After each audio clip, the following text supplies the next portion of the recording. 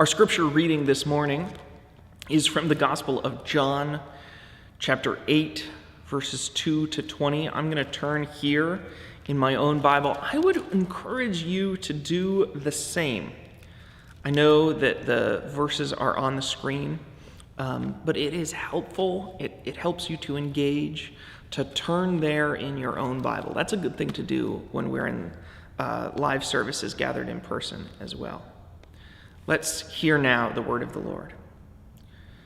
Early in the morning, he came again to the temple. All of the people came to him, and he sat down and began to teach them. The scribes and the Pharisees brought a woman who had been caught in adultery. And making her stand before all of them, they said to him, "Teacher, this woman was caught in the very act of committing adultery. Now, in the law of Moses, it commands us to stone such women. What do you say?" They said this to test him, so that they might have some charge to bring against him. Jesus bent down and wrote with his finger on the ground. When they kept on questioning him, he straightened up and said to them, "Let anyone among you who is without sin be the first to throw a stone at her." And once again, he bent down and wrote on the ground. When they heard it, they went away, one by one, beginning with the elders. And Jesus was left alone with the woman standing before him. Jesus straightened up and said to her, "Woman, where are they? Has no one condemned you?" She said, "No one, sir." And Jesus said, "Neither do I condemn you. Go your way. And from now on, do not sin again." Again, Jesus spoke to them, saying, "I'm the light of the world. Whoever follows me will never walk in darkness, but will have the light of life." Then the Pharisees said to him, "You are testifying on your own behalf. Your testimony is not valid." Jesus answered, "Even if I testify on my own behalf, my testimony is valid, because I know where I have come from and where I'm going. But you do not know where I come from or where I'm going. You judge by human standards. I judge no one. Yet, even if I do judge, my judgment is valid. For it is not I alone who judge, but I and the Father who sent me. In your law it is written that the testimony of two witnesses is valid. I testify on my own behalf, and the Father who sent me testifies on my behalf." Then they said to him, "Where is your Father?" Jesus answered, "You know neither me nor my Father. If you knew me, you would know my Father also." He spoke these words while he was teaching in the treasury of the temple, but no one arrested him because his hour had not yet come.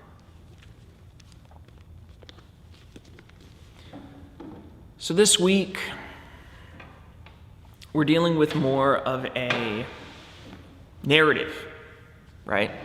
It's a different kind of a story. It's more of a story kind of story. It's not a long red letter quote of just Jesus teaching a complicated thing, but it has more to do with the things Jesus did and information about who Jesus was talking with. And yet again, in the middle of it, there is this bold, "I am" statement.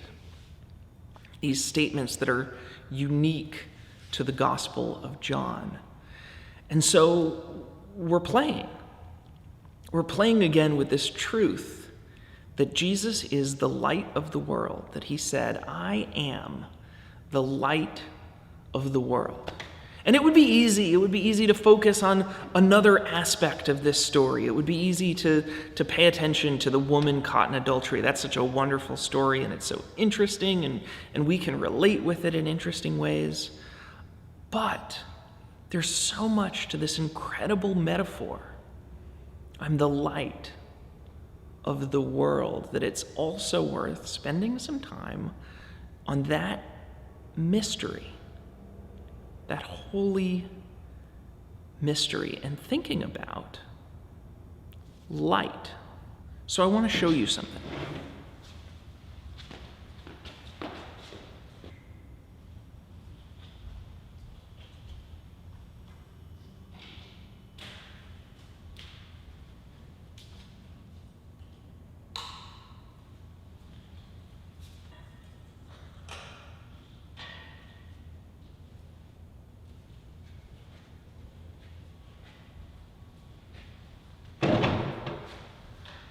Okay, what I've done is I've turned off all of the lights in the room. I've made it completely dark. And I'm curious, how much can you see? How much light is there compared to how much darkness? And what about now?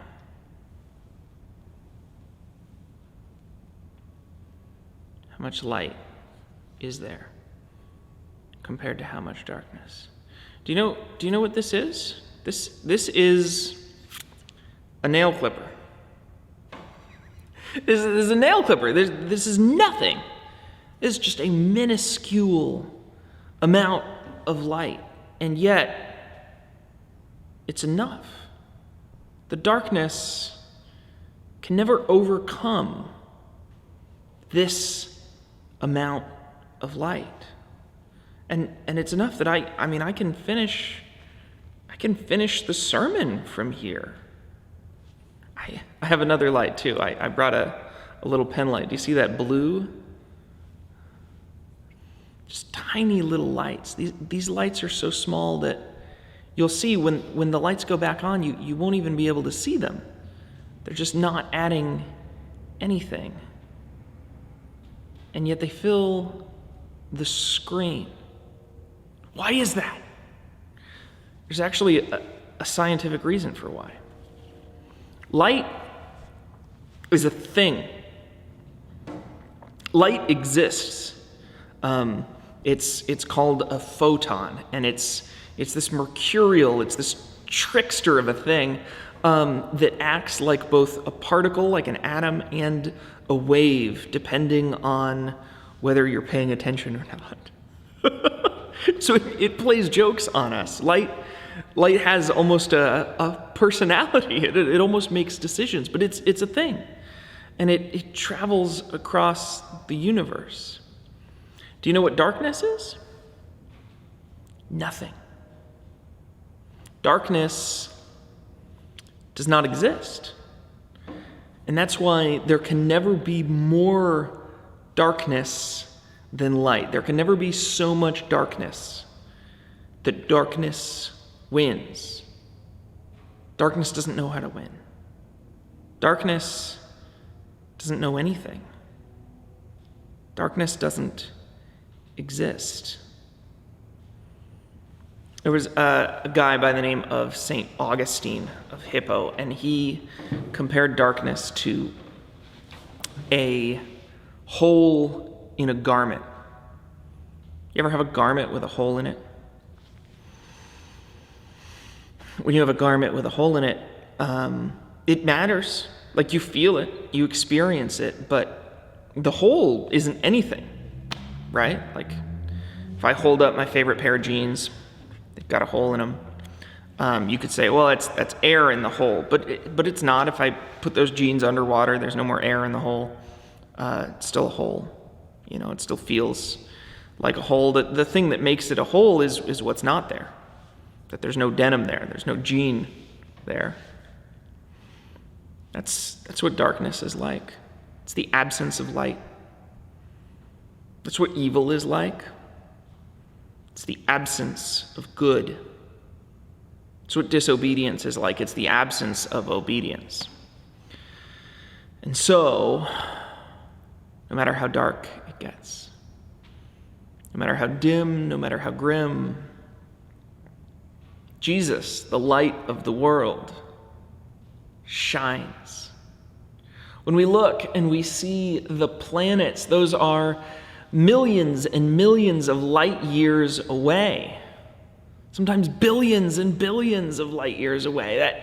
That means that it takes light, which is the fastest thing that there has ever been, billions of years to get here from there. They're extremely far away, and the light does not get tired. It does not give up. It does not get overpowered, because it always, always, always wins.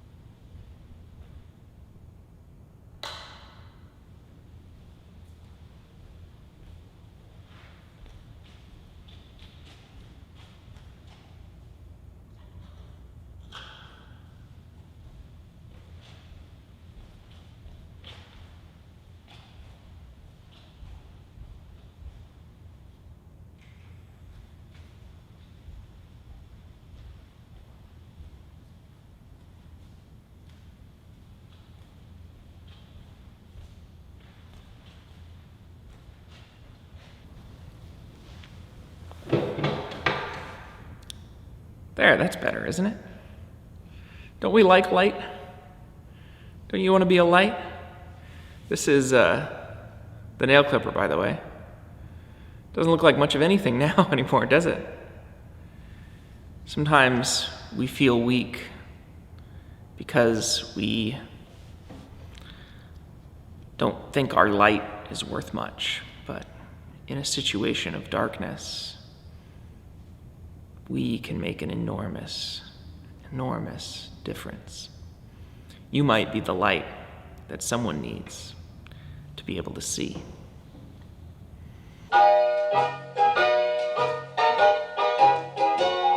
You can never go down, can never go down, can never go down the drain. You can never go down, can never go down, can never go down the drain. You're bigger than the water, you're bigger than the soap.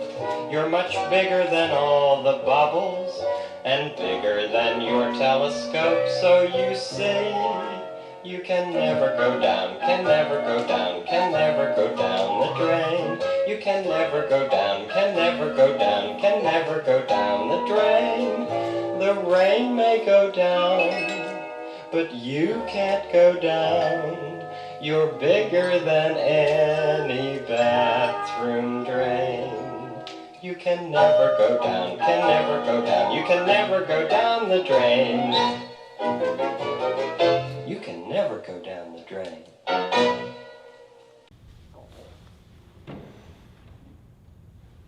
We don't need to fear the darkness, the troubles, the evil that's out there, because it's not even real.